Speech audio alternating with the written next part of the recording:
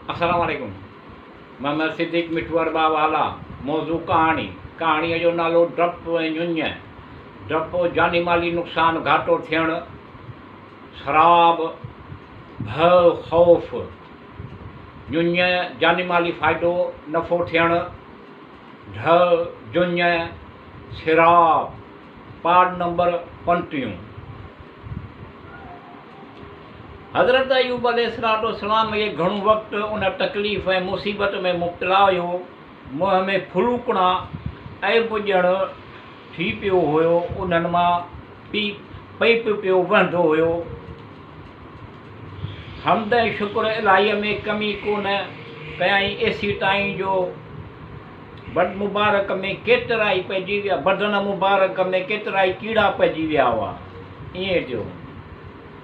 हज़रत अयूब अलैहिस्सलाम जो सब्र एतिरे दर्जे ताईं हुयो जो को कीड़ो जिस्म मां किरी पवंदो हुयो, जिस्म मुबारक मां किरी पवंदो हुयो त खणी वरी उते रखी छॾींदो हुयो।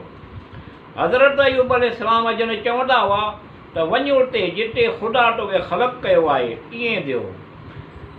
हज़रत अयूब जन खे माण्हू मलामत पिया कंदा हुआ, जिन जे हज़रत अयूब जन जे जिस्म उकटस में एतिरी त धप थी जो शहज़ादनि उन खे खणी शहर खां ॿाहिरि छॾे आया। ईअं थियो। ऐं रहमत उन जी घरवारी धीउ हज़रत यूसुफ अलैहिस्सलाम जिन वेंदी हुई। ईअं थियो। हज़रत अयूब अलैहिस्सलाम जिन जे लाइ मानी खणी खाराइण लाइ वेंदी हुई। ईअं थियो। तमामु घणो वक़्तु उन तकलीफ़ में थियो। शैतान ॾिठो त जेतिरे क़द्र तकलीफ़ मुसीबत ज़्यादा पई थिए, ओतिरे क़द्र उन जे शुक्र में इज़ाफ़ो पियो थिए। ईअं थियो।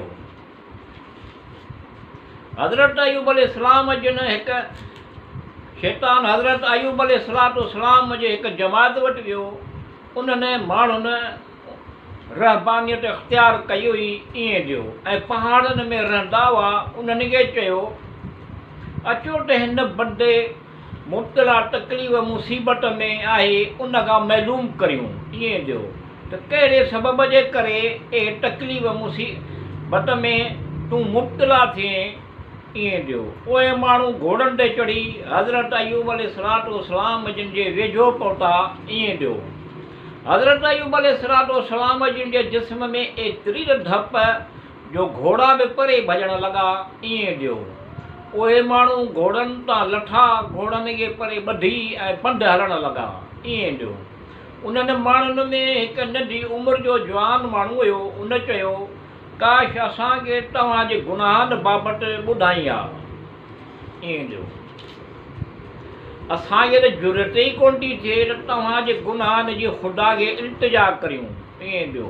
ईअं न थिए जो इन सबब जे करे असीं मरी वञूं। ईअं थियो। असांखे गुमान आहे अहिड़ी तकलीफ़, अहिड़ी मुसीबत जंहिंमें को बि ॿियो शख़्स मुब्तला कोन थियो।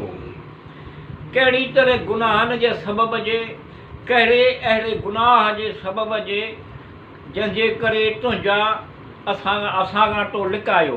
कहिड़ी अहिड़े गुनाह जे सबब जे करे जंहिंजे करे तो असां खां तव्हां असां खां लिकायो। हज़रत अयूब जिन फरमायो पंहिंजे परवरदिगार जी कसम खणी गवाही थो ॾियां। ईअं थियो। मूं को बि ताम कोन खाधो आहे, पर ग़रीबनि ऐं मिसकिननि सां गॾु कयो। कॾहिं मूंखे ॿ इबादतूं दरपेश कोन थियूं, पर मूं उहा इख़्तियार ज़्यादा कई जेका घणी ॾुखी हुई। ईअं थियो। हू ॿुधी उन नौजवान पंहिंजे साथियुनि खे चयो तव्हांजो हाल ख़राबु थिए, पैगम्बर ख़ुदा वटि अची उन सां अहिड़े रवैये सां ॻाल्हायो आहे, एसी ताईं जो हिन पंहिंजे महबूद जी उन पोशीदा इबादत खे बि ज़ाहिरु कयो। ईअं थियो। जॾहिं उहे माण्हू हलिया विया, हज़रत अयूब अलैहिस्सलाम पंहिंजे परवरदिगार खे मनाजात कई। ईअं थियो। चयो ए मुंहिंजा परवरदिगार, सभई नेमतूं इबादतूं तुंहिंजे तरफ़ां आहिनि। ईअं थियो। उन ई वक़्तु ओॾी महिल अल्लाह रहमान रहीम जे तरफ़ां फ़रिश्तो आयो, जंहिं ज़मीन खे छुयो त उन ई महिल उतां हिकु चश्मो जारी थियो। उन पाणीअ खां हज़रत अयूब अलैहिस्सलाम जिन गुस्ल कयो त सभई ज़ख़्म ख़तम थी विया, लही विया, तकलीफ़ूं ज़ाइल थी वियूं। ईअं थियो। हज़रत इब्राहिम अलैहिस्सलाम हज़रत इब्राहिम अलैहिस्सलाम में बहितर ताज़गी ऐं हुस्न जमाल पैदा थी वियो। हज़रत अयूब अलैहिस्सलाम जे चइनी तरफ़ खां अल्लाह रहमान रहीम सावा बाग़ पैदा करे छॾिया। ईअं थियो। उनखे अमवाल, अहल, अयाल, ज़रात, ज़मीन सभु अता कयाईं। ईअं थियो। इहो फ़रिश्तो हज़रत अयूब जिन सां ॻाल्हियूं करणु लॻो। हज़रत अयूब जिन जी घरवारी तमामु घणो ग़रीब थी विया हुआ। ईअं थियो।